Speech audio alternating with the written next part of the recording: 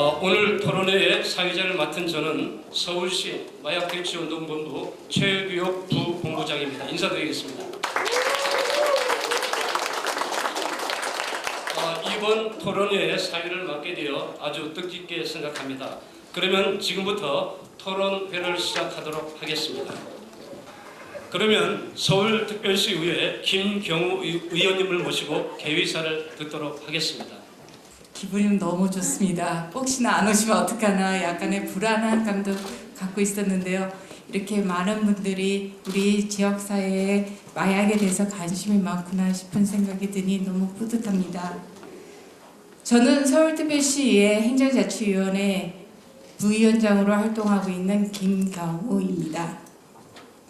오늘 마약류와 유해약물에 의해 오남용 예방 및 제도 개선 정책 토론회에 함께해 주신 여러분들께 감사의 인사드립니다.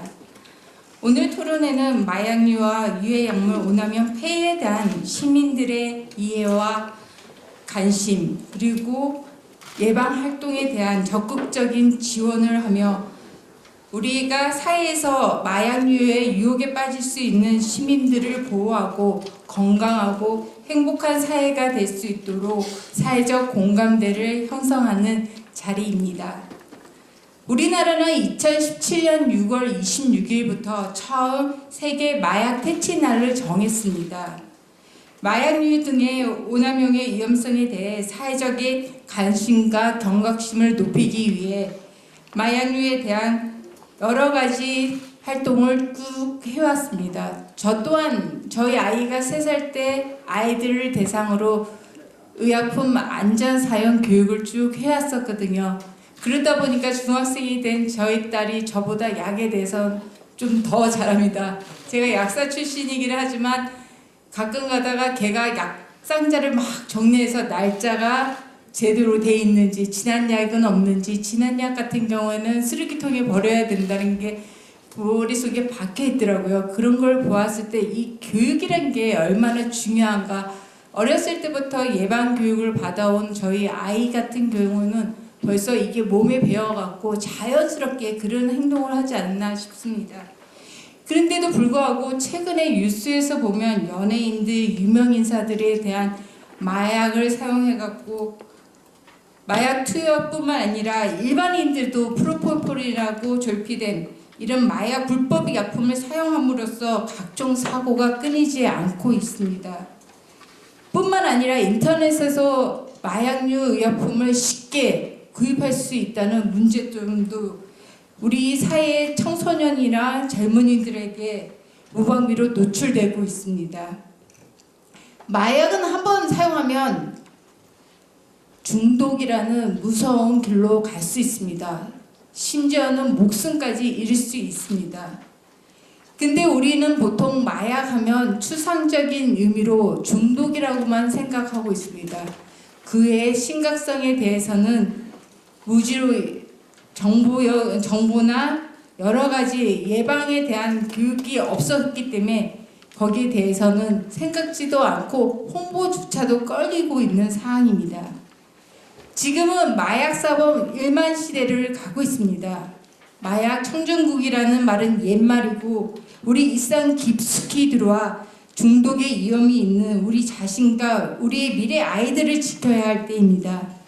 오늘 저는 이 토론회를 통해서 약물 오남용뿐만 아니라 마약으로 인해 우리 청소년들이 힘들어할 수 있는 길을 예방하고 우리 사회가 더욱 건강하고 안전하고 행복한 사회가 되기를 바라는 마음에서 이 자리를 마련하게 됐습니다.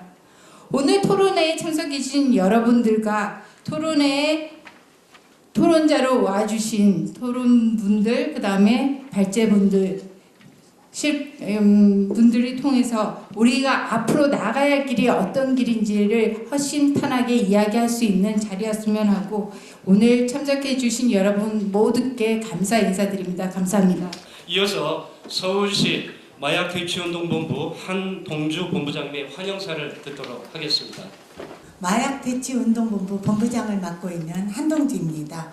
우선 마약류 및 유해약물 오남용 예방 및 제도 개선을 위한 정책 토론에 이렇게 서울시의회 의원님들이 많은 관심과 성원을 보내주심에 진심으로 감사드립니다. 요즘 심심치 않게 들려오는 연예인들의 마약 복용 적발 보도나 마약으로 인한 범죄 발생 소식을 접할 때면 더 이상 우리나라도 마약 안전지대가 아니라고 생각합니다. 이미 매년 15,000명 정도가 마약류에 중독되고 있다고 하니 국가적 차원에서 제도 및 정책적 근절 방안을 마련해야 한다고 생각합니다. 마약류 및 유해약물 중독자들은 누구에게도 자신의 고민을 말할 수 없으며 누구도 이야기를 들어주지 않습니다. 한두 번의 잘못된 선택이나 실수로 중독되었다 하더라도 다시 건전한 사회인으로 복귀할 수 있는 길은 매우 험난합니다.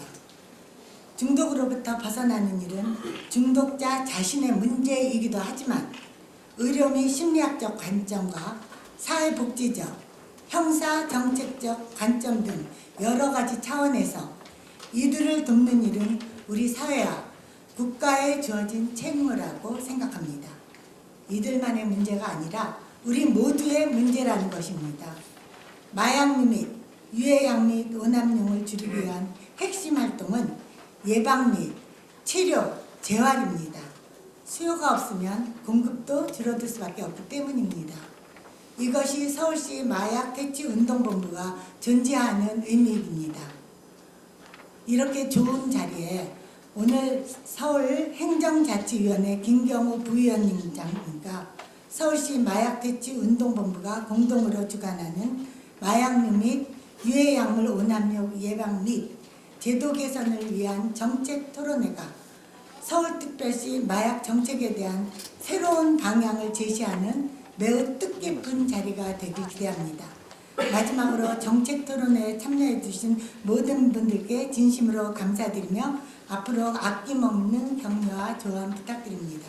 감사합니다. 다음은 오늘 토론회를 위한 축사가 있겠습니다. 서울 천만 시민의 민의 전당인 서울특별시 의회를 이끌고 계시는 박기열 서울특별시 의회 부의장님께서 축사를 해 주시겠습니다. 뜨거운 박수로 환영 부탁드립니다. 이런 토론회 장에 우리 시의원님들이 이렇게 많이 참석한 것은 최근에 처음 보는 것 같습니다. 지금도 우리 박순규 의원님이 들어오고 계시는데 더구나 삼선 의원님이신 최웅식 위원장님, 김재리 의원님, 아까 또 한 분 계신 삼선 의원님도 계시고 또 우리 또 정 의원님도 들으시고 삼선 의원님도 조상우 의원님도 오시고 참 대단하십니다.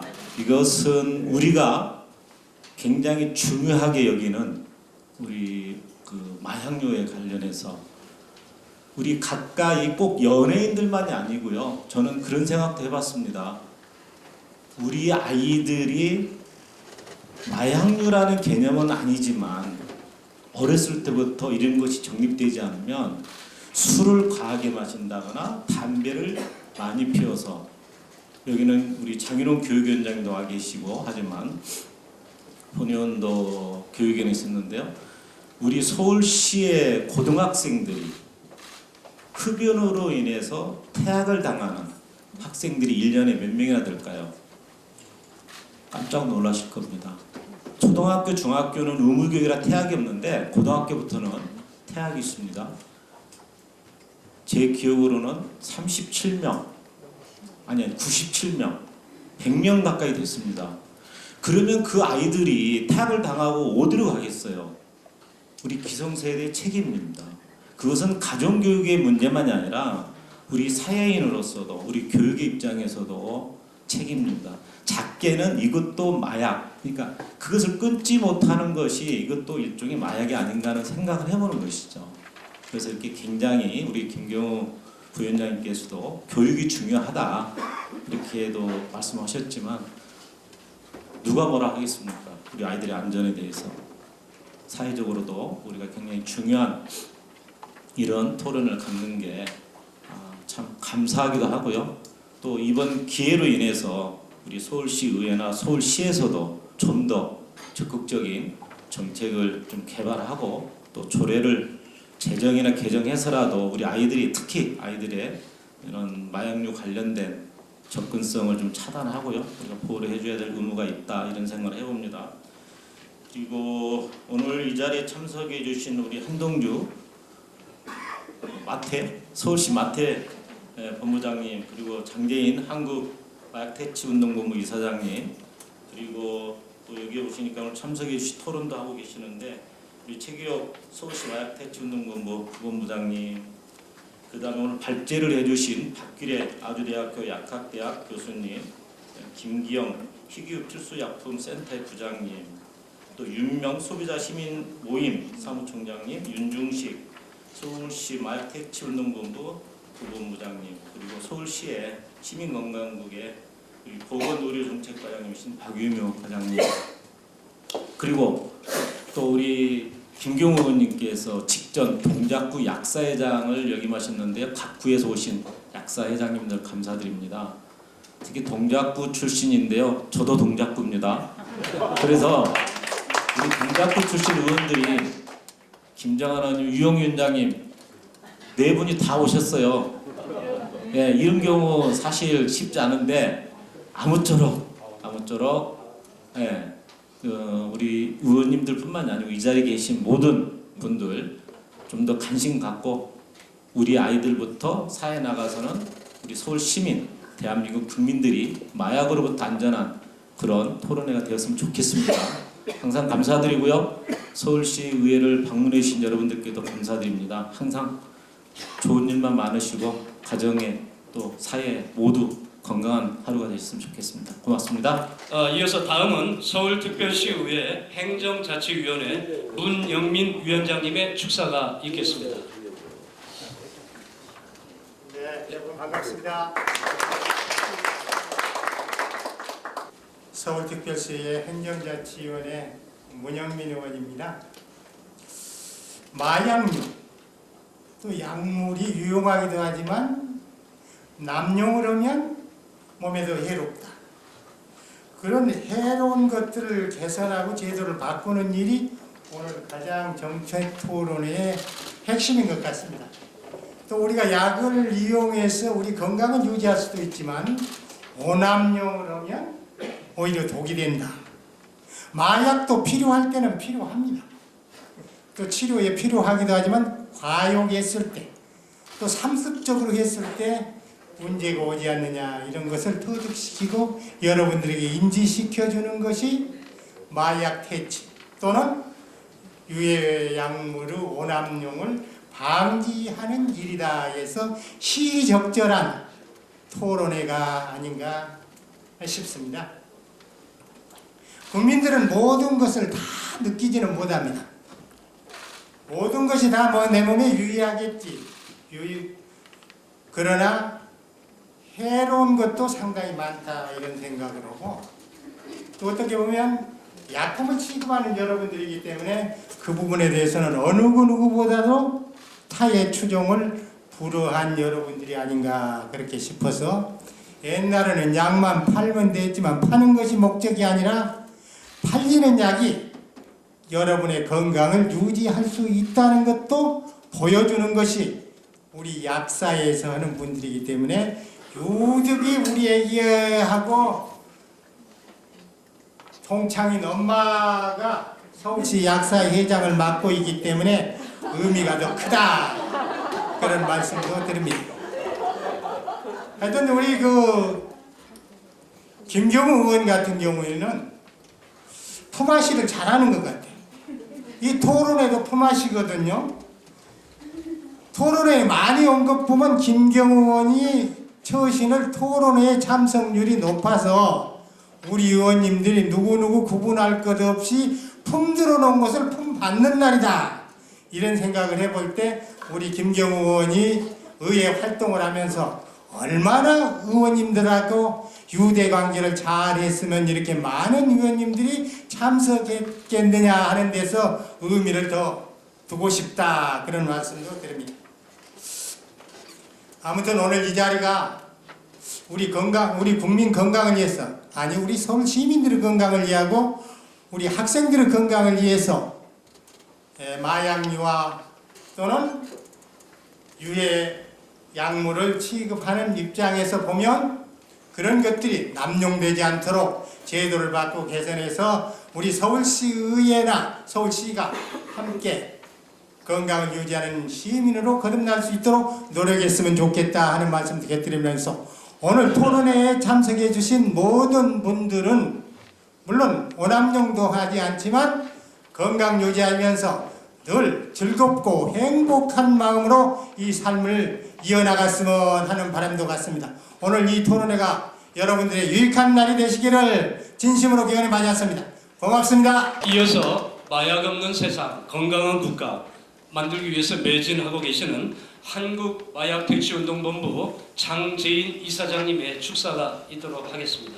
참관인으로 온 것 같은 그런 착각을 할 정도로 서울시의회 의원님들이 이렇게 많이 이 약물 오남용에 대해서 관심을 가지고 계시다라는 생각을 할 때, 앞으로 대한민국의 마약이나 약물 오남용 부분은 우리가 걱정을 그렇게 많이 안 해도 잘 이루어질 것 같은 그런 좋은 생각이 듭니다. 제가 우리 직원이 아주 멋있는 미사역구로 써준 이 격려사가 있는데 그 말을 여기서 한다라는 것도 참 이상한 것 같고, 그 참고로 거기 그 인쇄물이 나와 있으니까 보시고, 저는 몇 가지만 여러분들한테 오늘 이 아주 정말 고무적인 그런 생각을 가지고 가게 되면서 우리 마약의 그 폐해에 대해서 제가 여기서 말씀을 안 드려도 물론 많이 알고는 계시겠습니다만, 지금 아까 우리 김경우 의원님께서 마약의 그 중독자들이 한 12,000 뭐 이렇게 말씀을 하셨는데, 그거는 밖으로 보이는 것이고, 우리 그 전문 용어로 암수율이라는 게 있는데 그게 대략 한 30 정도 잡더라고요. 그렇다면 40만 정도 대략 그 정도가 지금 실제로 마약에 중독이 돼 있다, 이런 생각을 하시면 될 것 같고요. 이거를 정말 정상적인 사회인으로 돌려놓기 위해서 우리가 마약대치운동본부에서 재활치료를 하고 재활사업을 하고 있습니다.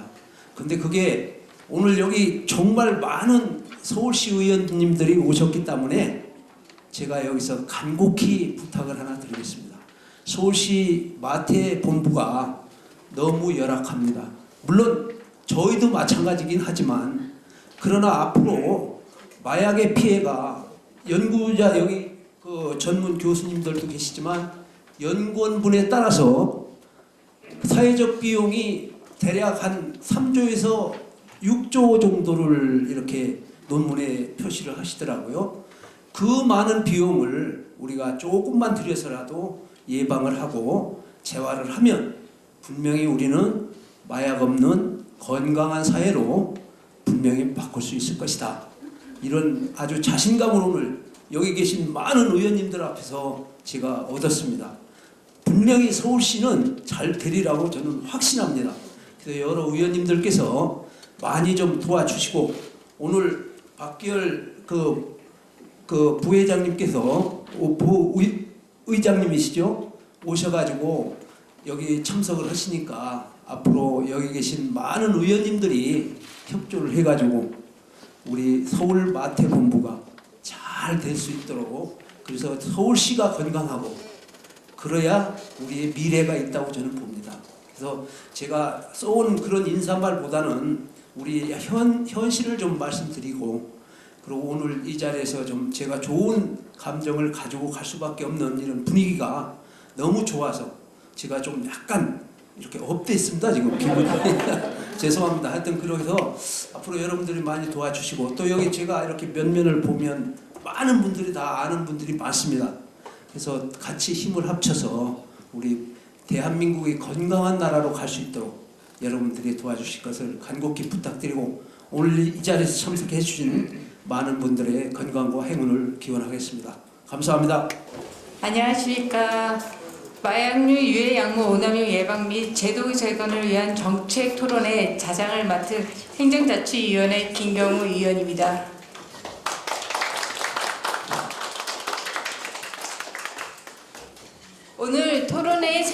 해주신 주제 발표자와 토론자분들을 소개해드리겠습니다. 먼저 발제를 해주실 아주대학교 약학대학 박기래 특임 교수님 참석해 주셨습니다.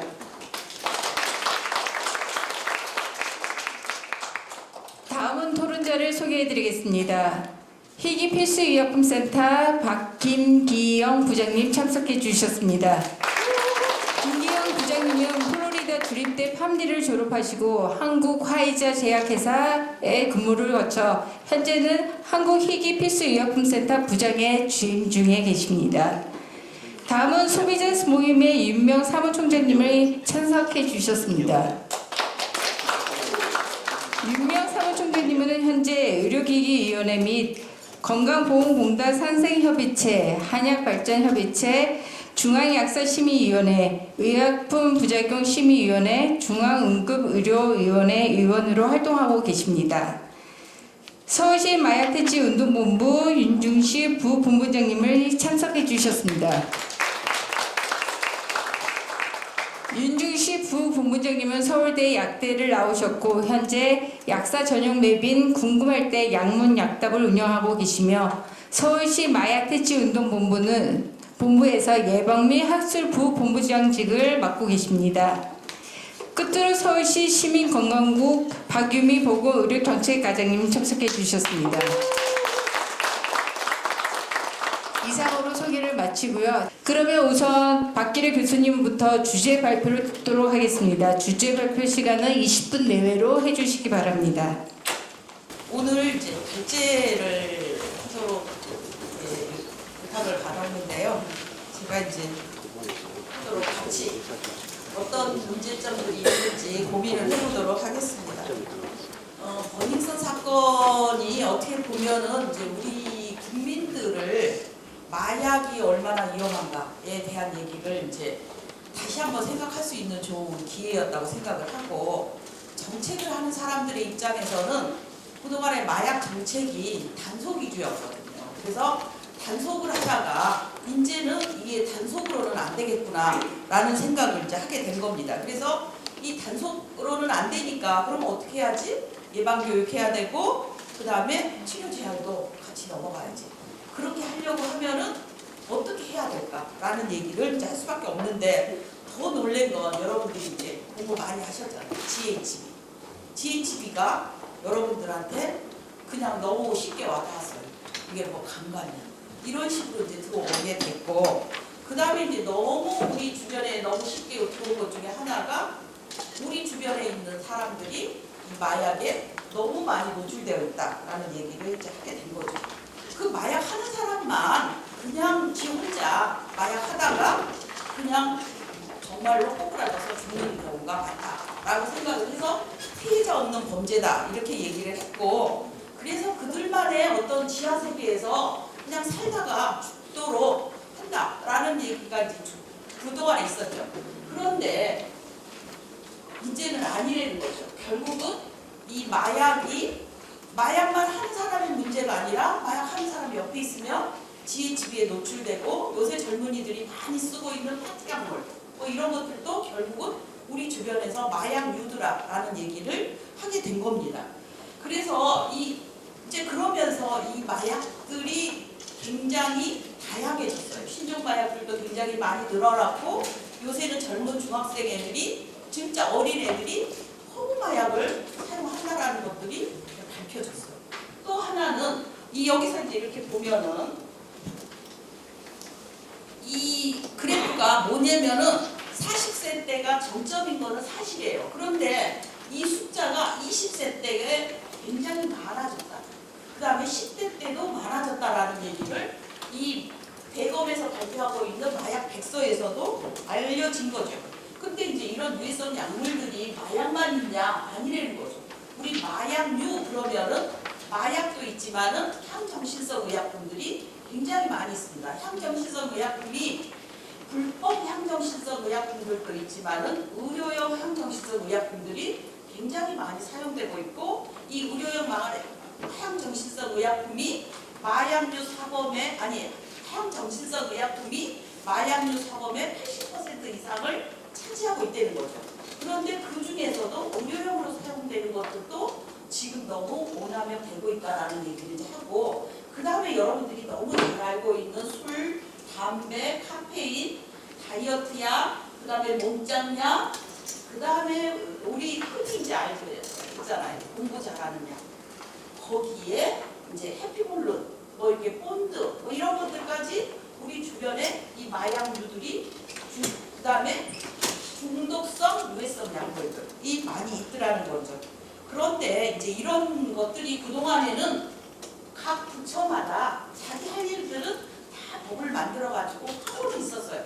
근데 컨트롤 타워가 어디냐? 시각처입니다. 근데 시각처가 결국은 국무총리 조정실 산하에 마약관리위원회를 만들어 놓고 컨트롤 타워가 시각처를 하고 있는데, 시각처의 오직 관심사항은 뭐냐면 의료용약 어떻게 관리할까? 그 다음에 신종마약에 대해서 어떻게 뭘 할까? 아니면 그 신종마약에 대한 리스트를 어떻게 만들고 리스크 어세스먼트를 어떻게 할까라는 거를 고민을 해왔는데, 사실은 불법 마약 이런 것들도 같이 관심을 가져야 된다라는 얘기를 하고 있고, 배검이나 이런 쪽은 어쨌든 단속이잖아요.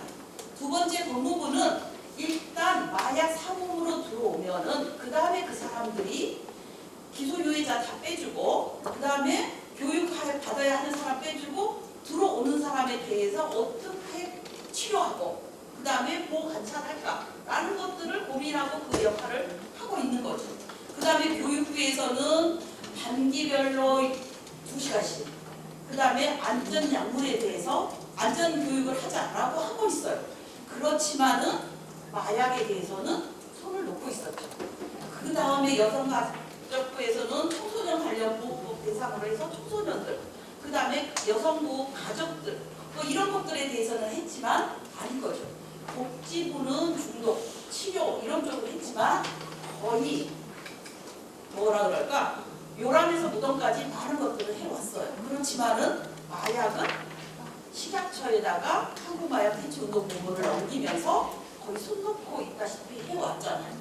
환경부는 유해약물, 그 다음에 환경부는 화학물질의 모든 걸 컨트롤 하고 있는데, 그 중에서 이 의약품이 아닌 화학물질에 대해서는 환경부가 다 책임을 져야 되는 그런 역할을 하고 있는데, 사실 우리가 쓰고 있는 해피벌룬에 사용하고 있는 약물들 아니면 흡입제들 이런 경우는 환경부에서 관리를 해줘야 되는 거죠.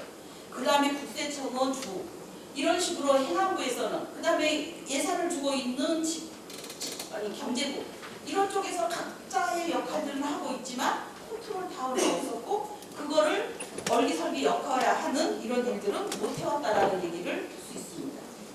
그래서 이제 관련 법들도 굉장히 잘 돼 있고요. 그 다음에 이런 것들이 걸렸을 때 처벌을 어떻게 할 것인가에 대한 것들도 굉장히 잘 돼 있습니다. 그렇지만은 이거가 처벌 위주에 가서는 안 된다는 거죠. 근데 이제 우리가 사회적 비용이 얼마나 드느냐, 이 중독자들이 마약류 아니면 유해성 약물 내 중독자들이 얼마큼 사회적 비용이 드느냐. 첫 번째는 가장 많이 드는 게 알코올 중독이죠. 담배, 뭐 마약, 도박, 인터넷 하는데, 여기서 지금 이런 통계 자료가 없다는 게 문제인 거죠. 첫 번째는 여기서 보면은 지금 마약 12만 명으로 했잖아요. 아까 저 장재인 이제 이사장님이 뭐라 그러셨냐면 30배 정도를 봐준다 이렇게 얘기를 했어요. 근데 학자들은 여기서는 지금 얼마로 계산했냐면 10배 정도를 봤거든요. 근데 학자들은 심한 경우에는 40배 아니면 요새 100배까지 보는 분들이 있거든요. 그러면은 14,000명이 걸렸다. 그러면은 140만 정도가 마약의 히든 환자라고 얘기하시는 학자분들도 있는데, 그 데이터들이 사실은 없는 거고 아주 일부 예를 들면 울산 지역의 아니면 어느 지역의 하수도에서의 마약류의 그 소변에서의 농도 뭐 이런 걸 측정을 해가지고 약 계산을 했을 때 10배 정도가 아닌 100배 정도의 마약 중독자가 있을 거다라고 얘기를 하고 있는 실정이죠. 그런데 그동안에 이제 제가 교육부에 가서 이런 거를 해야 되는데, 우리가 예방교육도 해야 되고 이런 예방교육을 만들면 프로그램 검증도 해야 되고, 그래서 예산이 좀 필요하다라고 얘기를 했더니 지금 다른 나라에서 나온 얘기예요. 예방교육은 1대 18 정도, 1달러를 투자를 하면은 18달러 정도의 이익이 있다라고 얘기를 하는데 교육부에서 뭐라 그러냐면은 1대 18이 아니고 1대 한 40이나 1대 100 정도의 자료 없냐 이렇게 물어보시는 분이 있어요.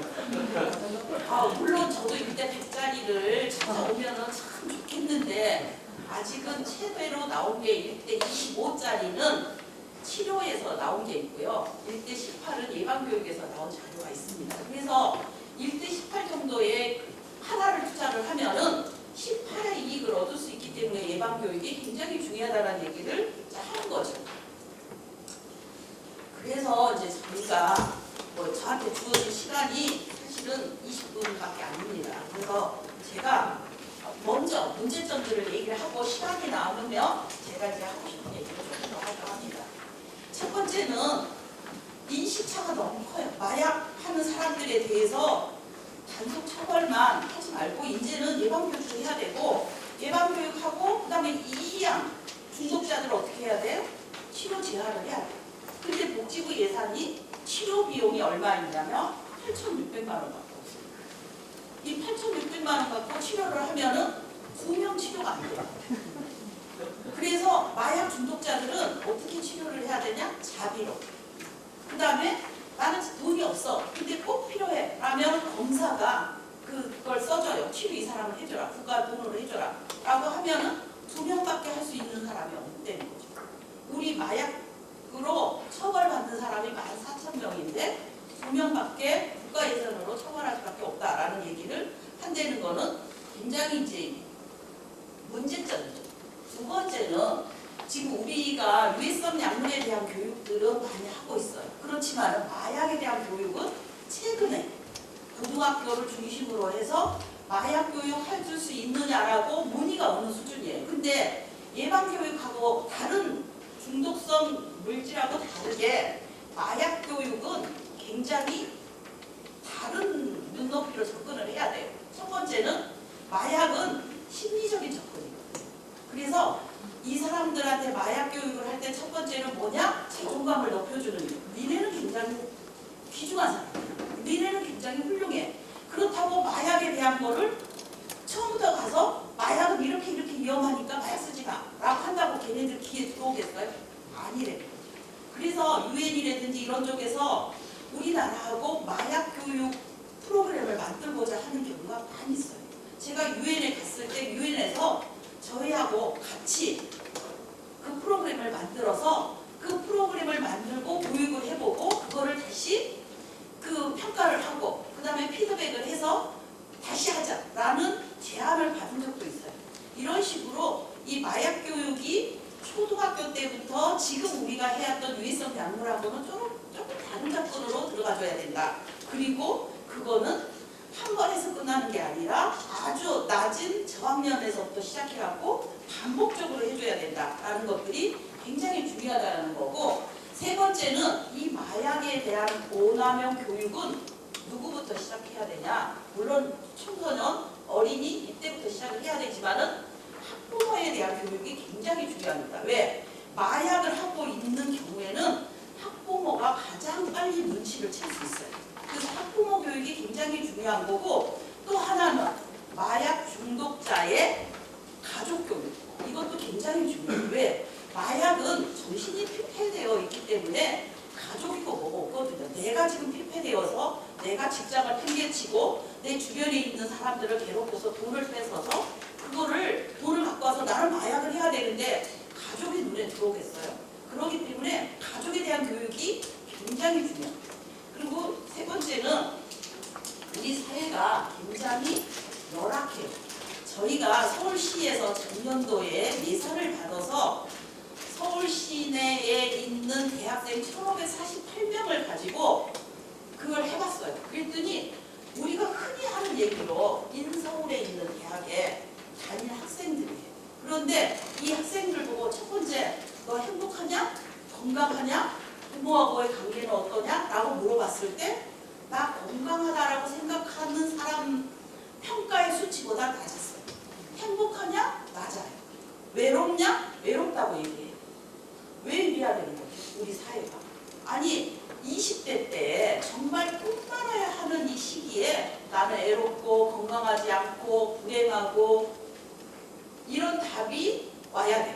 거기에 더 큰 문제는 가족하고의 관계가 내가 무슨 문제를 생겼을 때 가족하고 상의하느냐? 50%가 안 됐어요. 이게 건강한 우리 20대예요. 그러면 더 이제 몰리고 있는 게 뭔가 초중고등학교잖아요. 정말 어제도 제가 어느 방송을 봤더니 자식 3명이 34개 학원을 다니고 있더라고요. 유명한 뭐 이렇게 유명 배우의 그 자식들인데 34개를 다니고 있어요. 와, 그걸 보면서 내가 지금 자식 키우라 그러면 나는 못 키우겠다. 정말 무섭다라는 생각이 들 정도예요.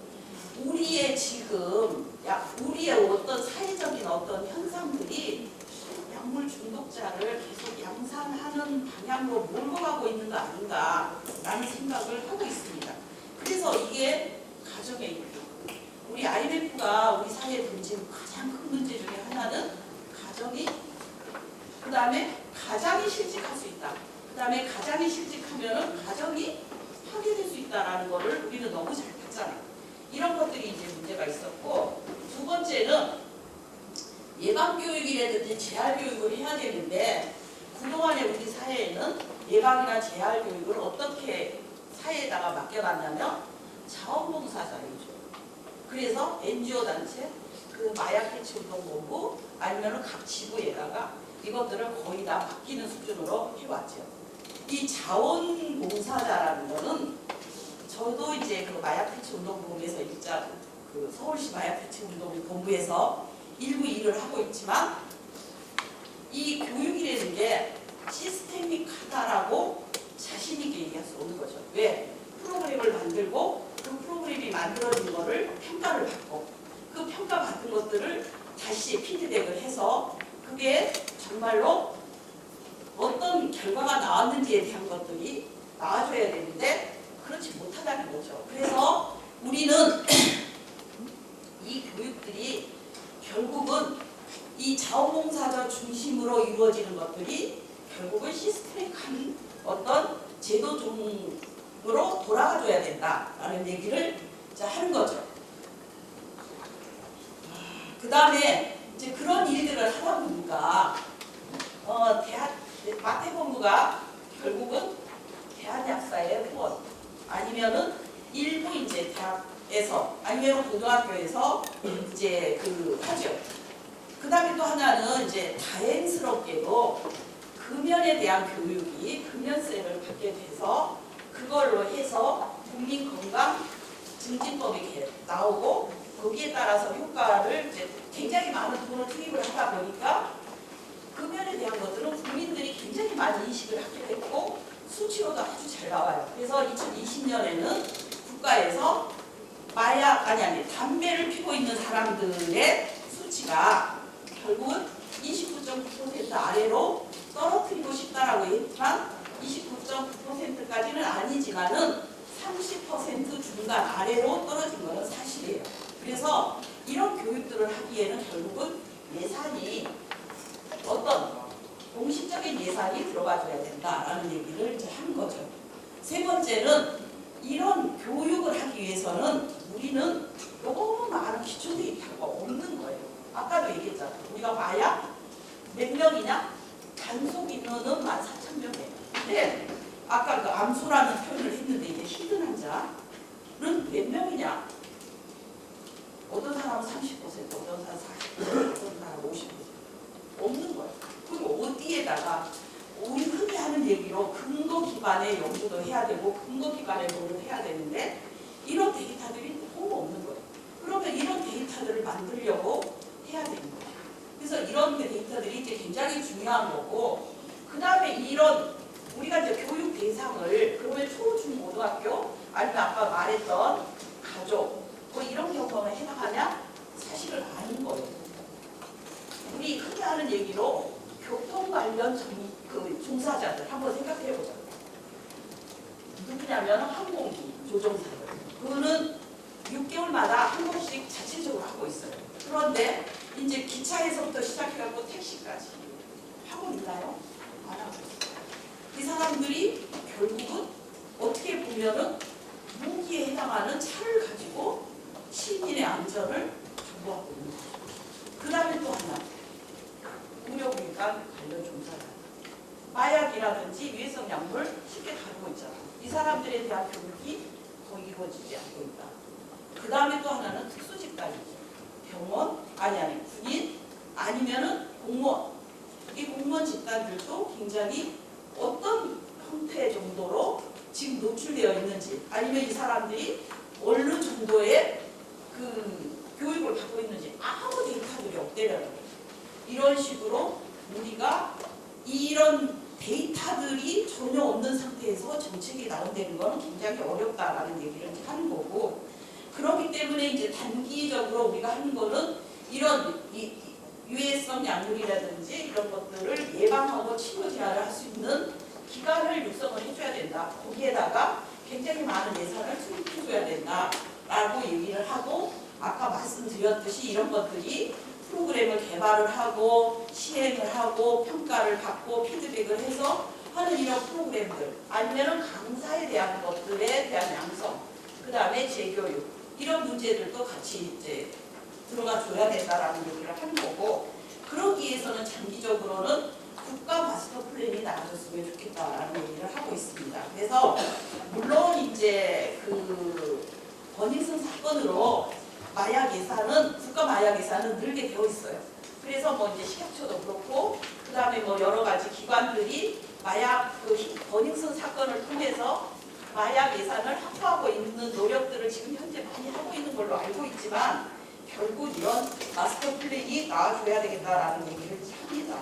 그 다음에 이제 또 하나, 우리가 이제 교육을 하는 과정에서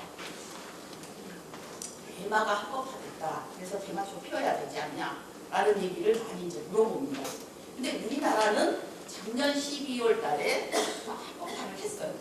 그런데 이런 문제들이 결국은 굉장히 좁은 범위에서 하고 있다라는 얘기를 하고, 저희는 이 강사들한테도 이런 교육들이 충분히 이루어져야 된다라고 이제 생각을 하고 있는 거고요. 그래서 아까 얘기했듯이 이 불법 마약만 중요한 게 아니라 의료용 마약도 굉장히 중요하다라는 얘기를 해야 된다라는 얘기를 하는 거고, 의료용 마약이 지금 잘못 사용되고 있는 경우에도 상당히 문제가 있다라고 얘기를 할 수 있습니다.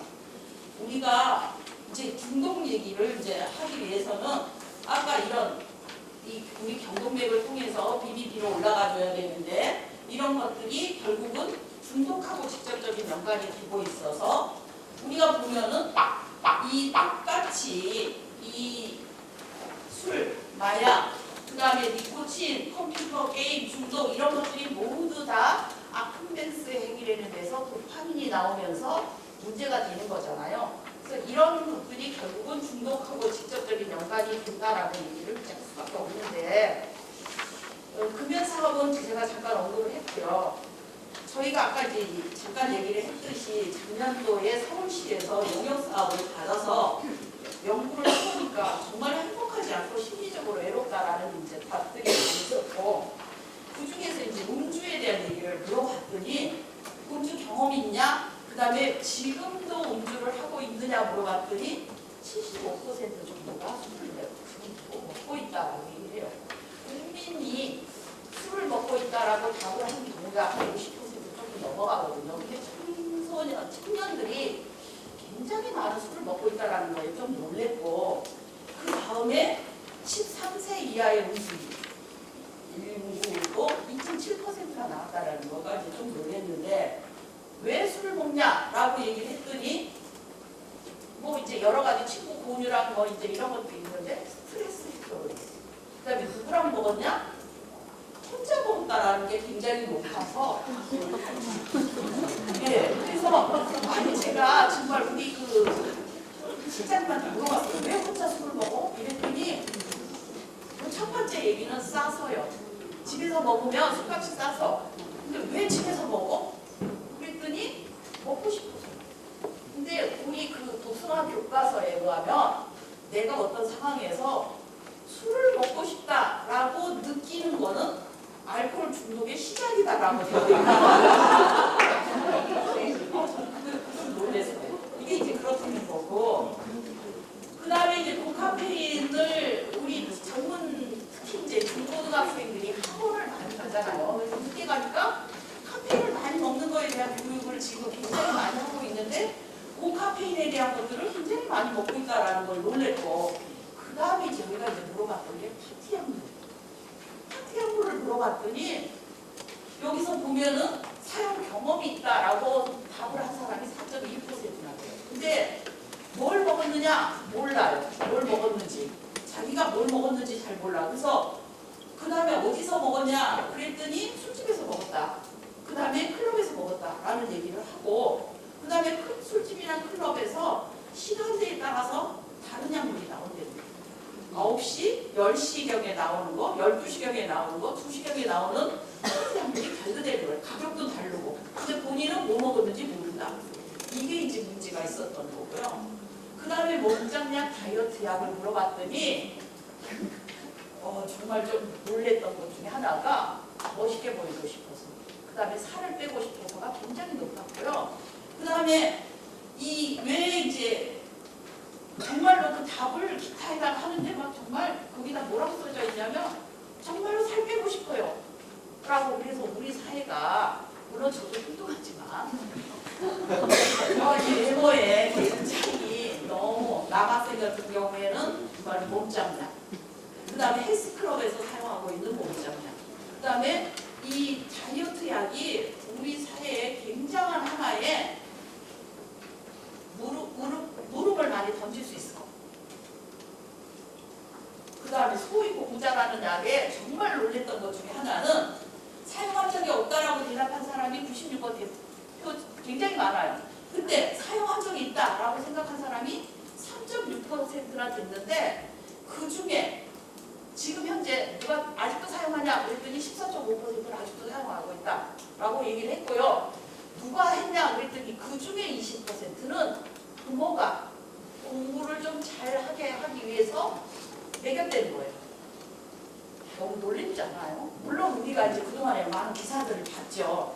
중간고사, 기말고사 앞에 2주 전에는 이 공부 잘하는 약에 대한 처방이 훨씬 높아진다는 걸 알고는 있었지만 대학생들 입에서 이렇게 진짜 아직도 내가 부모가 고등학교 때는 부모가 너 공부 잘해야 되니까 먹어 라고 해서 먹었는데 지금은 내가 스스로 불안하니까 시험 볼 때 되면은 찾아서 먹게 된다라는 얘기를 하더라고요.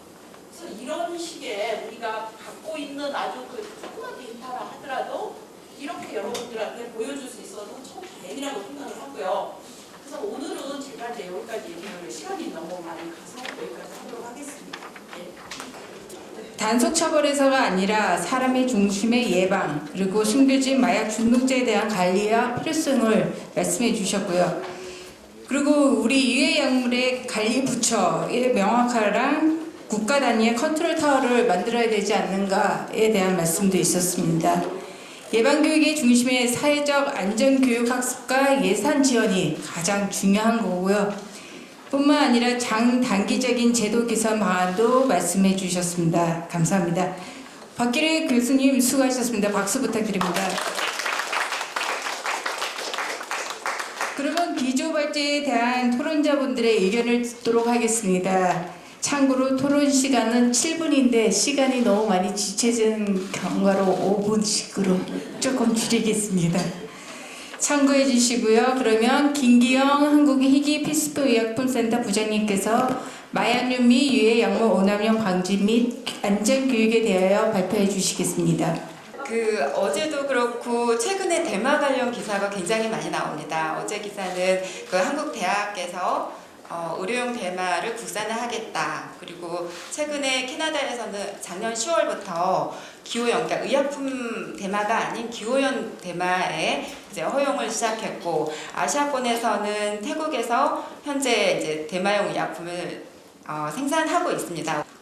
현재 이제 저희 교육부 투산 22만 명의 유학생과 또 해외 여행객이 그 위험에 노출된다고 생각했을 때는 기본적으로 유해 약물이 어떤 거고 또 어떻게 몸에 미치는 영향이 있는지를 알아야지 본인이 그렇게 선택할 수 있는 길로 접었을 때 바른 선택을 할 것입니다. 참고적으로 한국의 그 대마 의약품 같은 경우에는 현재 그 마약류 관리 의약품 자가치료용 마약류 수입류 제도가 3월부터 실시되고 있습니다. 그래서 해외에서 허가된 의약품이 다른 대체 치료제가 없는 환자의 경우에 저희 센터가 공급을 하고 있고 공급부터 폐기까지 저희가 이제 전 주기적으로 관리하는 역할을 하고 있고 또 오늘 그 박규래 교수님 말씀하신 대로 그 의약품 쪽의 그 마약류의 위험성에 대해서 저도 통감하고 저희 센터는 최대한 오남용이 없도록 노력을 하고 있습니다. 제가 그 미국에서 이제 병원 실습을 할 때 응급실로 많은 친구들이 이제 파티 드럭을 먹고 많이 실려오거든요. 저도 이제 실습생으로서 많이 관찰을 했는데 한 한국 유학생이 이제 실려왔고 제가 한국인이니까 그 친구랑 이야기할 수 있는 기회가 있었는데 처음에는 이제 마약성 진통제로 뭐 시작을 했다가 그 약물을 얻기가 어려워지면서 이제 음성적으로 통용되는 히로인에 이제 손을 댔다고 합니다. 환자가 알고 있는 의약품은 히로인이었는데 저희가 이제 주치의 선생님하고 얘기한 결과 그 친구는 이제 펜타닐까지 중독된 사례였었는데 그렇게 음성적으로 통용되는 약물의 경우에 제약품처럼 이게 그 품질 관리, 그러니까 퀄리티 컨트롤이 될 수 있는 약품이 아니기 때문에 사용자 또한 그 안에 어떤 성분이 있는지 알지 못합니다. 그래서 그만큼 더 위험하고 제가 두 아이를 키우는 엄마로서 그런 유학생을 보면 얼마나 이런 그 교육이 필요한지 그리고 현재 지금 마태의 공부가 하고 있는 일이 얼마나 귀중한 일인지 통감하게 되었습니다. 안타깝게도 그 최근에 한국 청소년 정책학계에 의하면 현재 70% 이상의 학생들이 유해약물 교육을 받지 못했다. 말씀하신 대로 이제 담배에 대해서는 굉장히 적극적으로 교육을 하고 있는데 현재 이제 학교보건법에도 마약은 빠져 있는 상태여서 이거가 현재 사각지대가 아닌가 싶습니다. 청소년의 경우에는 그 동질감, 그러니까 피어 프레셔라고 하는 그 동질감 안에서 다 같이 했었을 때 본인이 안 하는 거에 대한 거, 그리고 이걸 했었을 때 나는 더 멋진 사람인 것처럼 보일 거야. 나는 착각을 하기 쉬운데 그 부분에 대한 거는 교육을 통해서 충분히 가능하다고 생각합니다. 그래서 그 말씀하신 대로 직능별 또 생애 주기별, 그러니까 아이들과 뭐 청소년기에는 그렇게 파티 드럭이나 아니면 또 노년층에서는 마약성 진통제에 대한 중독성 그런 식으로 생애 주기별로의 교육 계획 또 직능별 뭐 운송업인지 아니면 교사인지 아니면 유흥기관 종사자인지에 대한 직능별로 교육을 꼭 필요하다고 생각합니다. 네, 감사합니다. 김경 부장님께서 말씀하신 유학생들의 현 실정에 마약을 많이 사용하고 있는데 그게 대비책은 아까도 말씀하신 것처럼 예방 교육이 최선인 것 같습니다. 그러기 위해서는 우리 취약한 청소년들이 예방 교육을 할 수 있도록 조례나 제도적인 보완이 필요하지 않을까 싶은 생각이 듭니다. 다음은 소비자 시민 모임 윤명 사무총장님께서 유해성 약물 오남용 예방이 중요하다라는 제목으로 발표해 주시겠습니다. 그런데 저는 오늘 이 토론회에 와서 조금은 많이 놀란 면이 있습니다. 그동안 저는 소비자 운동을 한다, 또 소비자에게 여러 가지 정보를 제공한다 라고 하면서 운동을 하고 있지만 실제로 마약류, 유해성 약물에 대한 부분은 적었구나, 내가 그만큼 소홀했구나. 그런데 그게 과연 나만의 탓일까? 아니면 이러한 문제에 대해서 우리가 아직은 다 같이 중요하다는 인식을 못하고 있었구나. 그렇기 때문에 앞으로는 이런 부분에 있어서 조금 더 우리가 관심을 가지고 확대해야 되겠다라는 생각을 먼저 하겠습니다. 히로인, 코카인, 대마 이런 것만 생각하고요. 그거는 조직폭력배 아니면은 나하고는 상관이 없는 불법적인 사람들에게만 해당하는 거라고 생각했습니다. 그런데 올 초에 버닝썬 사태를 보다 보니까 이런 게 우리 생활에 너무 밀접하게 와 있고 어쩌면 내가 원하든 원하지 않든 어쩌면 나도 그러한 약물에 노출될 수 있구나라는 것들을 이제 실감하면서 이 중요성이 더 크게 느껴지게 되었습니다. 그리고 이 마약류와 관련돼서는 아마 소비자들 아니면 국민들은 정보들이 매우 적다고 생각합니다. 뭐가 마약이고 마약류가 뭐고 유해성 약물이 뭔지도 헷갈리고 잘 모르겠습니다. 어떻게 보면 또 약물은 다 유해성이 있다고 생각한다면 이 오남용에 대한 부분 그리고 우리가 이 마약류를 퇴치하기 위해서 근절하기 위해서의 노력들이 지금 정말로 절실한 때이다라고 생각을 합니다. 그런데 그동안에 우리가 마약류와 관련된 관리를 보면 이게 불법적인 거기 때문에 단속이나 검거나 혹은 이런 쪽에만 너무 치중하지 않았나 생각이 듭니다. 그런데 실제로는 그러한 약물에 노출돼서 중독된 사람이 있고 우리도 중독되거나 노출될 가능성이 있다 그러면 이러한 부분을 예방하기 위한 노력이 필요할 것이고 예방에는 여러 가지 차원이 있겠지만 치료와 재활도 중요하겠지만 우리가 이러한 부분에 있어서의 초기의 접근을 막을 수 있는 예방교육이 지금 절실한 때이다. 제가 알기로는 이 마약퇴치운동본부를 통해서 아주 오랫동안 이 마약류 퇴치를 위한 예방교육을 하고 있었다고 들었습니다. 그렇지만 이 교육이 열악한 예산 안에서 확산되기에는 한계가 있습니다. 그리고 그 교육에 대한 부분을 마약퇴치운동본부 혹은 약사회만이 담당해야 된다고 보여지지 않습니다. 이제 이 문제는 국가 차원에서 그리고 또 더 중요한 것은 우리가 지역사회 안에서 우리의 문제로 인식하고 우리가 지역사회 안에서 이 문제를 해결하기 위한 노력을 해야 된다고 보여집니다. 오늘 저희는 서울시 의회 회관에 와서 이 토론회를 하고 있습니다. 서울시는 대한민국 국민의 많은 어쩌면은 대다수의 국민들이 살고 있는 지역입니다. 그리고 모든 범죄라든지 이런 부분의 노출이 다른 지역, 지방도시보다 더 큽니다. 그럼 이 서울시가 중심이 돼서 마약의 검거나 혹은 마약의 약물 관리뿐만이 아니라 조금은 더 서울 시민 혹은 국민의 차원에서 예방교육이 이루어질 수 있도록 좀 적극적인 프로그램이라든지 이런 부분을 개발했으면 좋겠습니다.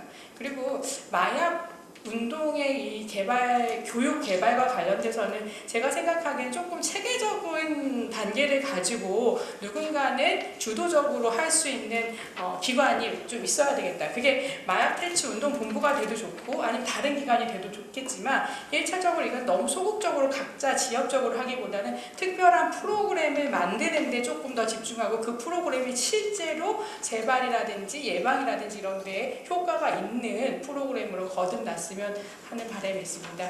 조금은 더 서울시가 또 서울시 의회에서 또 이 문제에 대해서 적극적으로 공감해 주시고 또 서울 시민 또 국민을 위해서 노력해 주실 것을 다시 한번 옆에 계신 김경우 의원님께 부탁드리면서 제 말씀을 마치도록 하겠습니다. 지금 말씀하신 거 보면 유명 사무총장님께서도 마찬가지로 앞선 토론자들과 우리 약물 오남용에 대한 예방 교육이 굉장히 중요하다는 말씀을 지속적으로 해주셨고요. 뿐만 아니라 유해 약물에 대한 정확한 정보 제공도 필요하고요.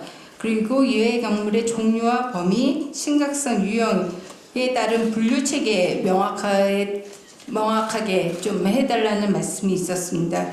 그리고 체계적인 관리 시스템도 곁들여 말씀하셨고요. 서울 시민을 위한 예방 프로그램에 서울시의회가 함께하겠다는 말씀도 같이 아울러 드리겠습니다. 감사합니다. 다음은 윤중식 서울시 마약퇴치운동본부 부본부장님께서 유해성 약물 예방교육의 필요성에 대해서 발표해 주시겠습니다. 사실 저는 약사로서 활동하면서 여러 환자들도 봤고 실제로 약물 예방교육 현장에서 직접 뛰었던 약사의 입장에서 한번 얘기해볼까 합니다. 환자들이 마약류 앰플을 사간 경우가 있었습니다. 그런데 이제 이것이 계속해서 반복되면서 의사도 이게 마약류인지 알고 나서는 더 이상 처방을 하지 않았고 당연히 약국에 줄 수 없는 상황이 벌어졌고요. 그런데 그 환자는 오후 내내 약국을 떠나지 않았습니다. 굉장히 안절부절하면서 이걸 어떻게든 구하고 싶었고 정말 흉기가 있으면 흉기를 들이대서라도 가져가고 싶었던 눈빛이었습니다. 그런 환자를 보면서 정말 심각하구나. 그분은 그 위에도 수차례 왔지만 절대 줄 수도 없었고 굉장히 위협적인 언사를 했던 것이 사실입니다. 이렇게 사실 굉장히 숨어있던 저희 그 중독성 약물들이 되는 마약이 사실 최근 버닝썬 사태를 통해서 굉장히 양지로 드러났구나, 젊은이들 사이에 굉장히 많이 퍼져 있구나라는 어떤 생각을 하게 됐고요. 이것들이 어디에서 잘못됐을까라는 생각을 하게 됐습니다. 어떤 정보통신의 발달인지 아니면 유통의 빠른 혁신인지 모르겠지만 제가 보는 관점에서 오늘 이 책자에 보면 나오지만 마약류에 대한 교육이 굉장히 부족했구나라는 그런 생각을 좀 하게 됐습니다. 사실 저희 3살 버릇 8까지 간다라는 속담이 있지 않습니까? 젊을 때 배웠던 약물의 안전교육은 정말로 아이의 평생 건강을 좌우합니다. 제가 하고 있는 일들 중에서 굉장히 중요하게 생각하는 것들이 바로 이런 건데요. 약물로부터 환자를 안전하게 지키는 것에 약사의 사명이 있다고 생각합니다. 저는 그런 일을 하기 위해서 애를 쓰고 있는데 이제 약물에서 정말로 마약만 생각했는데 이 약사들이 다루지 않는 마약들, 쉽게 길거리에서 쉽게 구할 수 있는 이런 드럭들에 대해서도 정책적으로 많이 관심을 가져야 될 것 같습니다.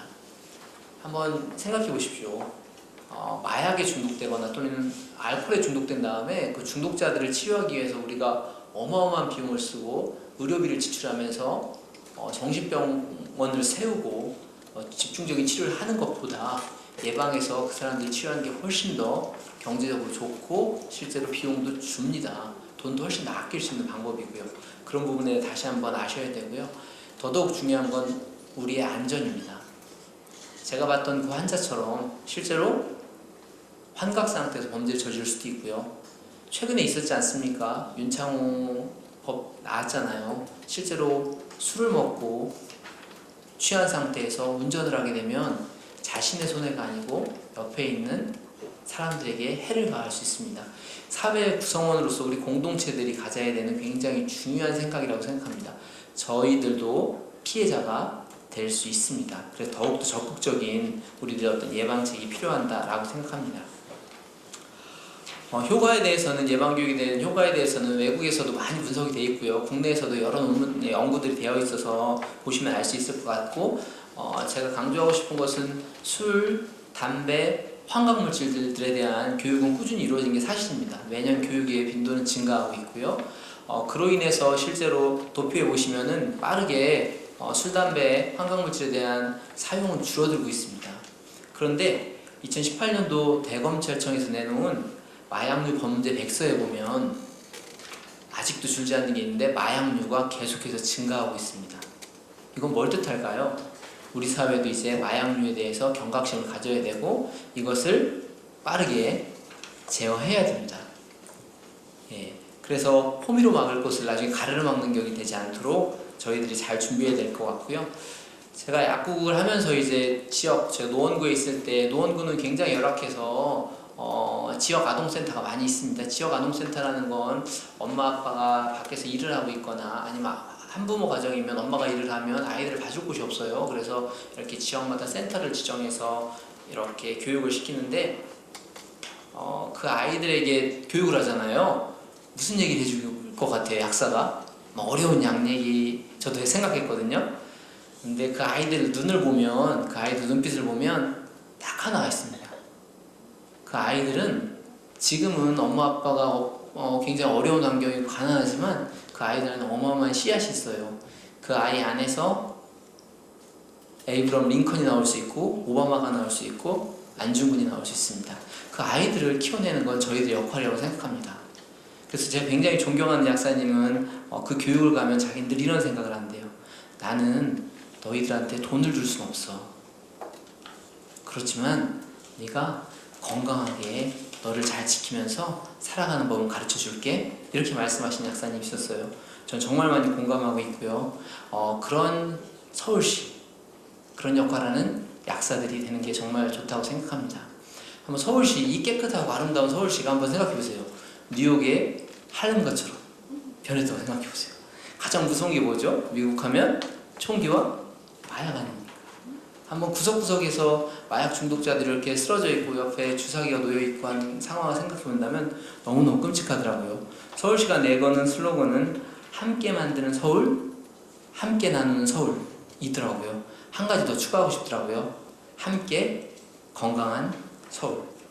서울시가 이런 아주 마약류 예방교육에 선도적인 역할을 해주시기 바라겠습니다. 감사합니다. 약물에 대한 예방 교육의 중요성을 강조하고 싶습니다. 이 중요성은 100번을 얘기하든 1000번을 얘기하든 계속 우리 주위에 자극이 돼서 더욱 마약에 대한 관심을 이끌어내야 되지 않을까 싶은 생각이 듭니다. 아까 말씀하신 것처럼 술, 담배 이런 유해 물질 같은 경우는 국가에서 관심을 굉장히 많이 쏟아붓고 있습니다. 예산도 많이 투여하다 보니까 전에보다는 감소 상태로 지금 진행되고 있고요. 많이 줄었다는 이야기입니다. 그렇기 때문에 그런데 그 반면에 마약은 점점 증가하고 있습니다. 왜냐하면 마약에 대한 인식이 부정적인 것보다 그냥 단순한 추상적인 중독밖에 생각을 못하기 때문에 중독이라는 의미 때문에 홍보도 못하고 예방교육조차 꺼리 학교에서 원치 않아 하시더라고요. 뭐 벌써부터 초등학생들한테 마약 교육을 하냐, 이게 과연 필요한 거냐, 아이들한테 오히려 역효과가 나지 않는 거 아니냐라는 말씀을 많이 하시는데 실제 그렇지 않습니다. 교육이란 거는 어릴 때부터 해야지 효과가 굉장히 좋습니다. 그렇기 때문에 오늘 모든 분들이 토론자들께서 얘기해 주신 한 목소리가 우리 예방교육의 중요성, 이거는 다시 한번 새겨보고요. 그리고 다음은 박유미 서울시 의료보건정책과장님께서 발표해 주시겠습니다. 마약류에 관련돼서 최근에 정말 많은 이제 사회적 사건이 발생하고 있는데 오늘처럼 이렇게 전문성 높은 중요한 주제를 가지고 이런 자리 마련해 주신 이제 정말 시의원님께 감사드리고 이제 팀장님하고 팀원들하고 또 같이 국장님하고도 이거에 대해서 또 다시 한번 이제 들여다보는 기회가 됐습니다. 보면서 우리가 해야 되는 부분이 무엇인가 하는 거를 이제 좀 고민을 했던 부분을 이제 말씀을 좀 드리도록 하겠습니다. 앞에 다 짧게 했기 때문에 저는 조금 더 길게 해도 되겠다 하는 생각을 가지고 늦게 이제 나눠드린 프린트물을 가지고서 말씀을 좀 드리겠습니다. 오늘 정말 발제 잘 들었는데요.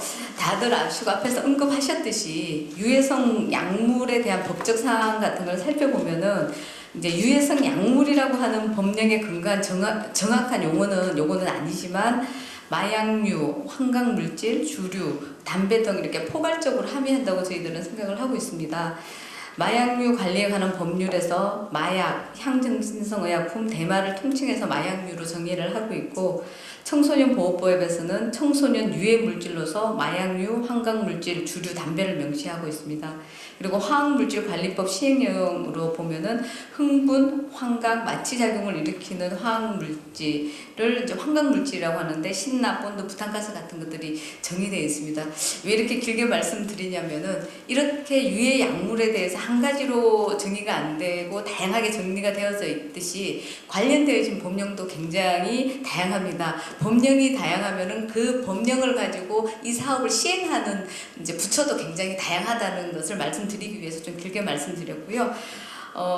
아시다시피 앞에서도 나왔는데 식품의약품 안전처에서는 정말 의료용 마약류라든지 이런 것들에 대한 제조, 수입 전체적으로 마약류에 관련되어져서 이제 관리를 하고 있고요. 이제 보건복지부에서는 이 마약류 중독자에 대한 실태 조사라든지 치료 보호비를 국고에서 보조해주는 그 정도의 일을 하고 있고, 여성가족부에서는 청소년 정책관에서 청소년에 관련되어진 부분만 하고 있고, 검찰청이나 사법기관에서는 단속만 하고 있는 겁니다. 아까 이제 발제를 해주신 교수님 말씀처럼 이렇게 하고 있는데, 그러면은 이제 문제가 크기 때문에 다양한 기관에서 관리를 하고 있다고 봐야 되는데, 그럼에도 불구하고 좀 전에 말씀해 주셨지 마약류 사범은 계속 증가하고 있고, 이거에 관련되어진 사건이 이제는 우리 동네로 바로 옆집에서 어쩌면 제가 이렇게 그런 것들에 노출될 수 있을 정도로 굉장히 많이 지역사회에 퍼져 있다는 것이 문제인 것 같습니다. 그래서 이제부터는 서울시에 관련되어서 말씀을 드리면서 향후 저희들 계획을 말씀드리도록 하겠습니다. 서울시에서는 이제 그러니까 의료용 마약류 관리하는 거하고 이제 유해 약물에 대한 교육을 하는 부분을 보건의료정책과 저희과에서 하고 있고요. 청소년에 관련되어진 것은 청소년 관리과에서 하고 있습니다. 특히 서울시에서 하고 있는 부분을 말씀을 드리고 저희들이 하고 있다고 말씀은 드리지만 많이 부족합니다. 그래서 오늘 말씀해 주신 거와 더불어 또 항상 뒤에 말씀해 주신 예산 더 많이 달라고 의원님께 말씀하셨듯이 나중에 질문하실 때도 그런 부분 말씀해 주시면은 저희들 더 열심히 하겠다는 말씀을 드리면서 저희들 사업 조금 소개시켜 드리겠습니다. 저희들이 지금 의료기관 한 13,000개의 약국이나 도매상 18,000개 정도에 대해서 저희들이 마약류 관리 점검을 하고 있습니다. 그러면서 마약류 통합관리 시스템을 통해서 이거를 관리를 하고 있는 건데 이거는 12-100%로 하고 있습니다. 국가에서 예산 내려오는 거 아니고 저희들이 하고 있고요. 두 번째가 마약류나 환각물질 중독자 치료 보험 및 치료비 지원하는 사업을 하고 있는데요.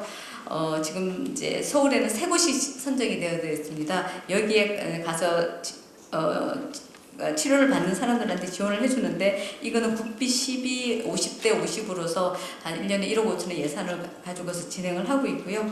세 번째는 이제 적어놓은 것처럼 유해 약물 안전 관리 사업을 하고 있습니다. 유해 약물에 대한 아마 실질적인 실태 조사가 거의 다른 시도에서 하고 있지 않는데 저희들이 하고 있는 게 있고요. 이제 고위험군에 대해서 재활 예방 교육, 그 다음에 전문 강사 양성하는 사업까지 포함시켜서 저희들이 진행을 하고 있습니다. 이거 역시 12-100%로 저희들이 진행을 하고 있는 사업이라고 말씀드리고요.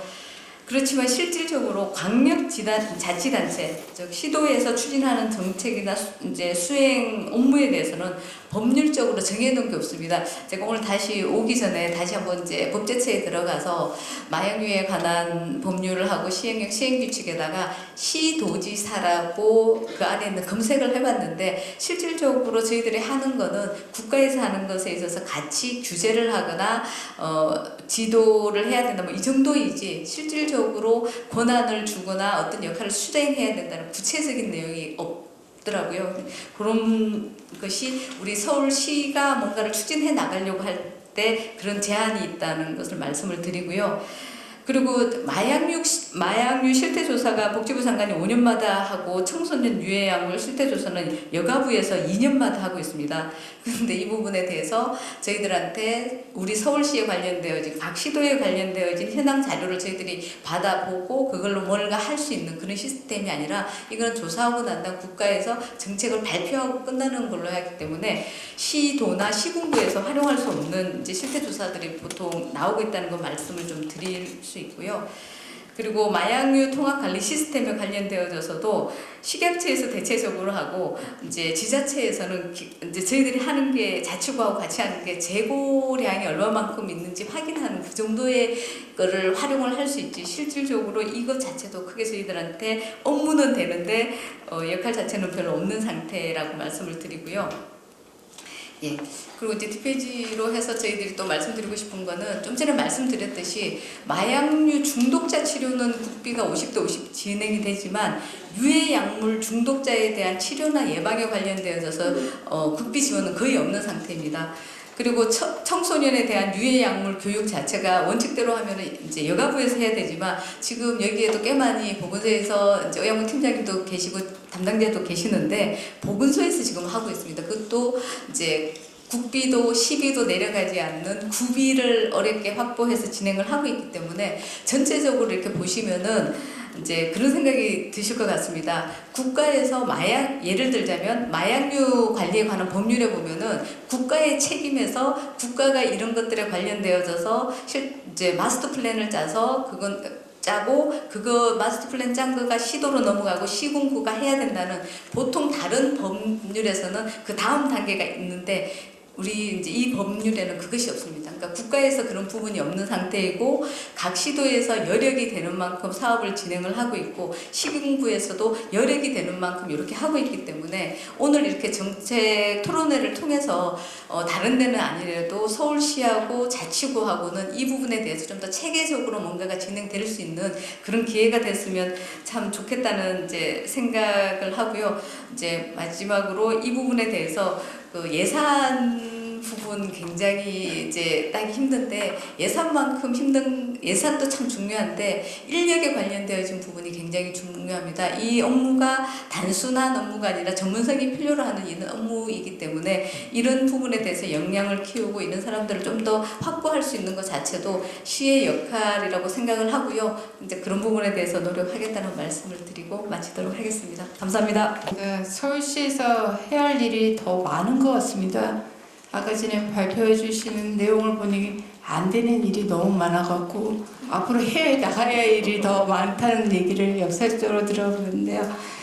하여튼 서울시에서 최대한 열심히 노력하겠다는 그 말씀 믿고 예산은 제가 최선을 다해서 밀어줄 테니 서울시에서 정책적인 여러 가지 사업을 좀 해주십사 하는 부탁을 드리고 싶고요. 그 다음에 우리 전부 다 토론자께서 어느 정도 발표를 다 하셨습니다. 의견을 다 들으셨고 혹시 방청객들의 의견을 듣는 시간을 한번 가져보려고 하는데요. 근본 토론회와 관계 있는 의견을 개진을 하시거나 질문이 있으신 분들은 손을 들고 발언해 주시기 바랍니다. 서울 마약 퇴치 운동 본부에서도 강사로도 활동을 하고 있는 강사인데요. 오늘 뭐 발제를 맡으신 우리 박기래 교수님 또 토론자로 참석하신 네 분께 정말 감사를 드립니다. 제가 이렇게 쭉 들어보니까 뭐 정말 그 급족 같은 말씀들을 다 해주셨고 또 실질적으로 어떻게 하면은 그 예방이라든지 오남용이라든지 아니면 제도를 개선할지에 대한 말씀도 많이 해주셨는데 제가 보기에는 문제는 그 제도를 뒷받침해 줄 수 있는 예산 지원이 제일 필요하다라는 생각을 하게 됐습니다. 왜 그러냐면은 지금 여기서 아무리 이렇게 토론을 열심히 해 주신다 하더라도 움직여 주셔야만이 이런 그 오남용이라든지 마약류 폐해라든지 이런 것들을 실질적으로 그 예방을 할 수도 있고 또 그 정책을 바꿀 수도 있는데 문제는 보면은 지금 그 예방 교육이라는 것이 초등학교 같은 경우에는 지금 거의 반별 수업들이 이루어집니다. 그런데 중고등학교만 가면은 예방 교육이 정말 저희들이 정말 그 납득이 안 가요. 왜 그러냐면은 주로 방송 수업입니다. 주로 방송 수업인데 이 방송 수업이 전교생을 대상으로 해서 하는 방송 수업들이에요. 수업들이면은 이 수업들이 과연 대면 수업하고 했을 적에 하고 또 그다음에 이렇게 방송 수업으로 전혀 이렇게 상대방을 보지 않는 상태에서 수업했을 적에 어떤 효과는 저희들이 참 너무너무 의심스러울 정도입니다. 그래서 이게 이제 어떤 면으로 봐서는 제도적인 문제도 있지만은 아마 학교마다 예산 문제도 아마 크게 대두될 수도 있다고 봐요. 그래서 이런 부분들을 조금 더 고민을 해주시고 우리 좌장을 맡으신 김경우 서울시 의원님께서 예산을 좀 많이 확보를 해서 충분히 서울시 우리 방음이 정책 과장님이 충분히 이렇게 활동할 수 있도록 뒷받침을 좀 해주시기를 당부를 드립니다. 왜 이런 말씀을 드리냐면은 실제로 보면은 지금 강사로 활동하고 계시는 분들이라든지 이런 분들은 정말 자원봉사라고 해도 정말 무리가 없을 정도로 정말 자기를 희생하면서 이 마약 퇴치 운동 본부에 와서 강사 활동을 하시는 선생님들이 정말 많습니다.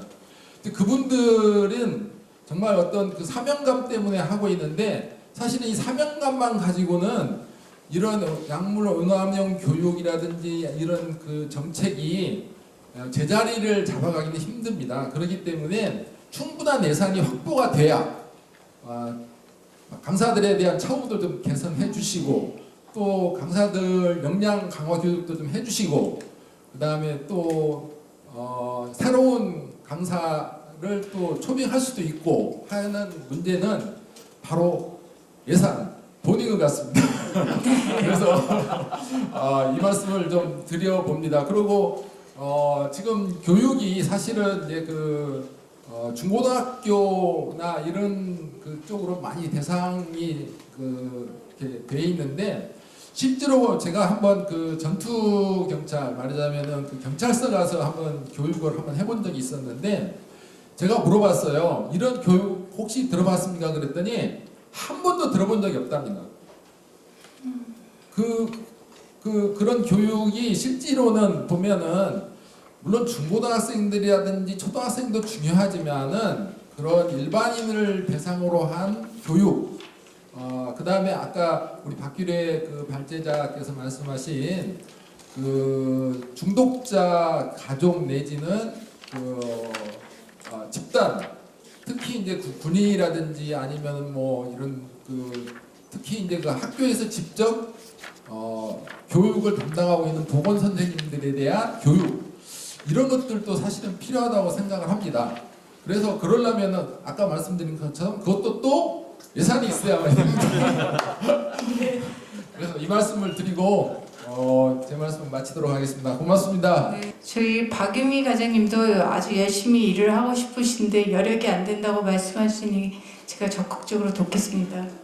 오늘 윤명 사무총장님 너무 감사드려요. 그리고 지금은 서울시 마약대체운동본부가 아시다시피 거의 약사들로 거의 돼 있습니다. 사람들이 생각하면은 약사들의 전유물이라고 생각을 하는데, 사실 그렇게 할 수밖에 없는 이유가 약사들이 회비를 내서 자발적인 기금을 내서 운영을 하고 있기 때문에 그런데, 여유가 있으면 우리가 무슨 회의를 해도 저희는 10,000원 이상 밥을 먹을 수가 없고, 그러고 왔다고 뭐 출장비를 드리거나 이렇게 할 수가 없기 때문에 다른 분야에 계신 분들은 초빙을 할 수가 없습니다. 그래서 예산이 확보가 되면 여러 방면에 계신 분들, 특히 소비자 시민 모임에 계신 분들이 와서 참여를 해주시면 이 마약에 대해서, 마약 및 유해 약물에 대해서 많은 거를 아시고 여러 분들을 전파하실 수 있고, 오히려 정말 많은 것을 전파해 줄 수 있고 다른 분들한테 교육이 될 수 있을 것 같은데, 이렇게 하기 위해서는 저희가 진짜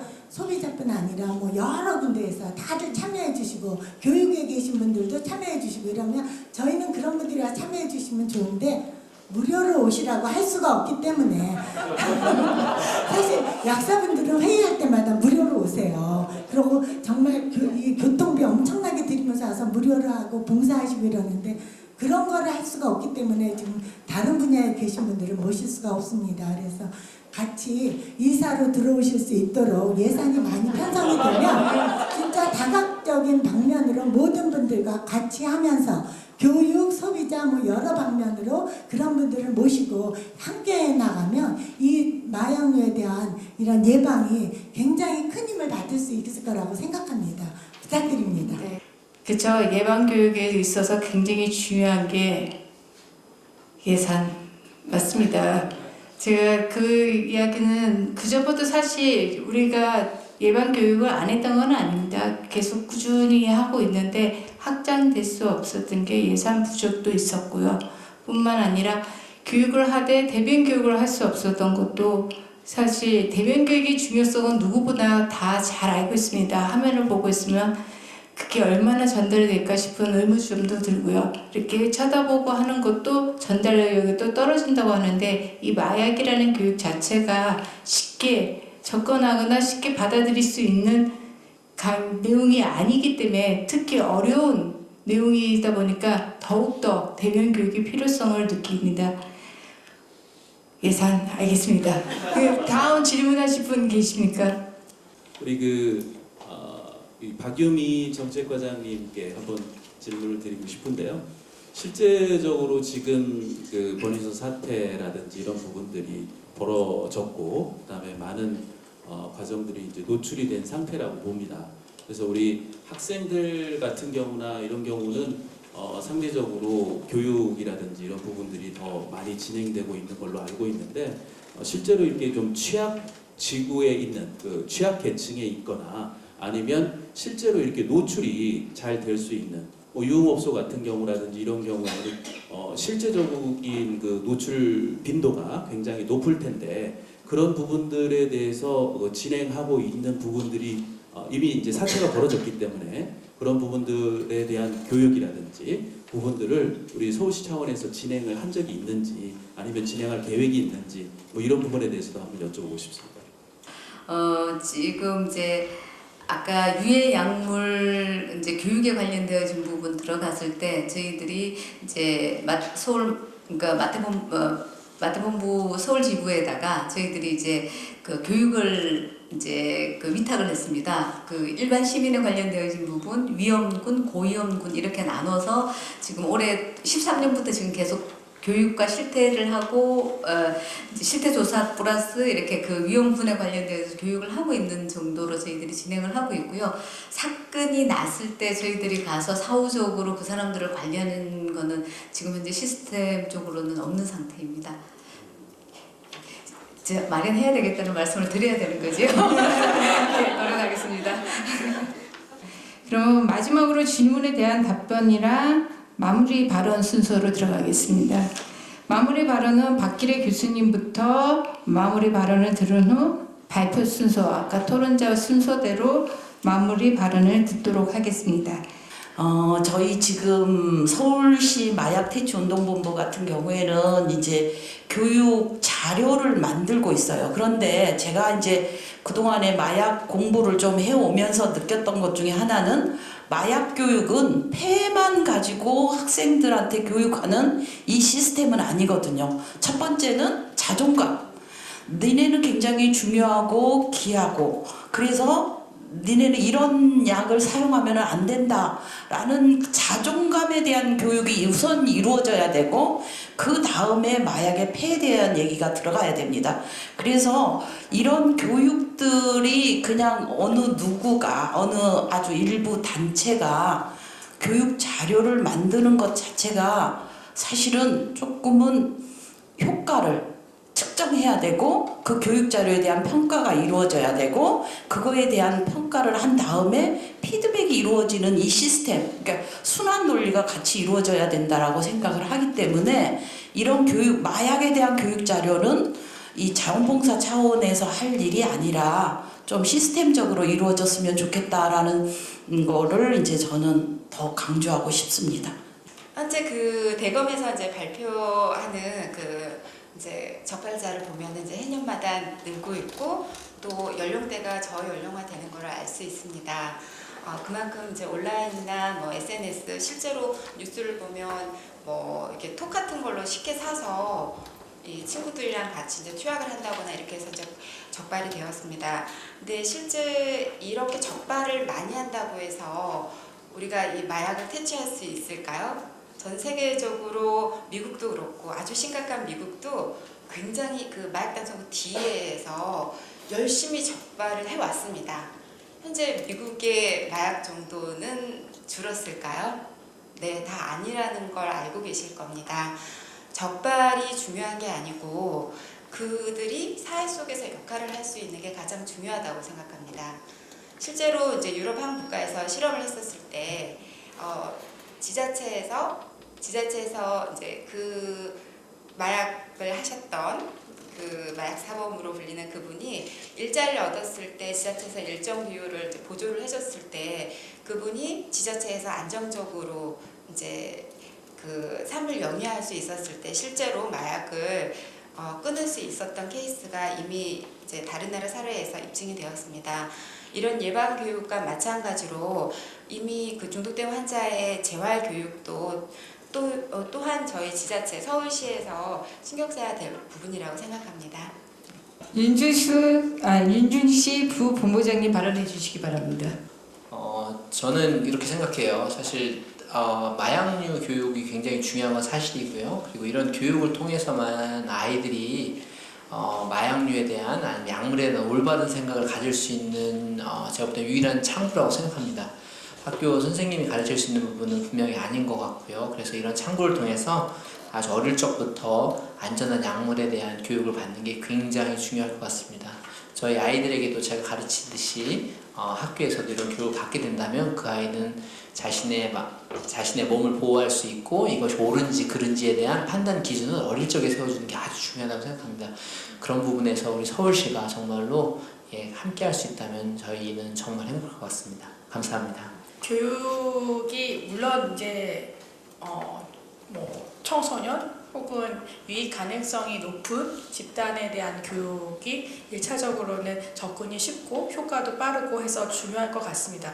그런데 실질적으로 제가 생각하는 그림은 이게 사회 전반적인 문화의식이라든지 우리 국민의 의식에 있어서의 이 마약류로 인한 피해 혹은 예방에 대해서 공감할 수 있는 방법들을 지속적으로 가져가야지만 이 부분이 해결될 수 있다고 보여집니다. 그런데 이 부분에 있어서는 예산도 중요하지만 꾸준한 교육이 중요합니다. 더 중요합니다. 교육과 홍보가. 그러니까 꾸준히 우리가 이것들을 지속적으로 해야지만 가능한데 실질적으로 예산이 투입되면 그 예산 대비에 대한 효과가 얼마나 있었느냐를 우리가 검증하게 되고 몇 명을 교육했느냐 혹은 얼마나 많이 퍼뜨렸느냐를 보지만 실질적으로 그게 다가 아니다. 질적으로도 높여야 되고 또 그것들이 꾸준히 갈 수 있도록 예산을 지속적으로 확대해야 할 필요가 있다. 그래서 그런 면에서 조금 더 큰 그림에서 정책이 좀 수립되었으면 좋겠다는 말씀과 함께 저는 또 한 가지는 앞서도 말씀하셨는데 재발 방지를 위한 교육도 중요하다.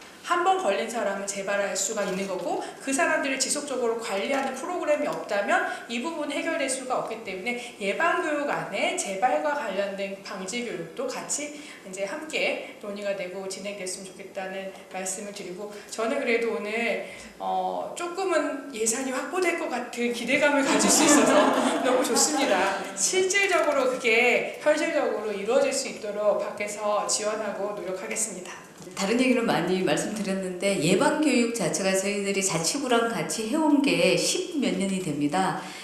이번 기회를 통해서 지금까지 해왔던 사업에 대해서 양적인 부분, 질적인 부분 가지고 해온 것 중 여전히 사각지대가 있을 것 같고 보완해야 되는 부분이 있고 강화시켜야 되는 부분이 있고 이럴 것 같습니다. 지금까지 해왔던 사업을 한 번 더 분석을 하고 난 다음에 의원님이 주시는 예산을 가지고 사업을 아주 열심히 하겠다는 것을 말씀을 드리고 딱 사적인 얘기 하나만 말씀을 드리겠습니다. 박기래 교수님하고 윤중식 부본부장님께서 이제 교육의 앞단에 사람을 바라봐야 된다는 얘기가 사적으로 오늘 너무 큰 게 가슴에 와닿았고요. 그런 마음으로 이 사업 하는데 노력하도록 하겠습니다. 지금까지 열띤 토론을 해주신 주제 발표자 및 토론자 여러분께 깊은 감사의 말씀드립니다. 오늘 토론회를 통해 마약류 및 유해약물 오남용 제도 개선에 대해 많은 이야기를 나눴는데요. 사실 제도라는 거에는 미치지 못하는 그늘이 있습니다. 앞으로 이 그늘에도 따뜻한 햇볕이 들 수 있도록 저희 시의회와 서울시가 함께 노력하도록 하겠고요. 오늘 이렇게 열렬하게 끝까지 자리를 지켜주신 여러분들께 다시 한번 깊은 감사드리고요. 이상으로 마약류, 유해약물 오남용 예방 및 제도 개선을 위한 전체 토론회를 모두 마치겠습니다. 감사합니다.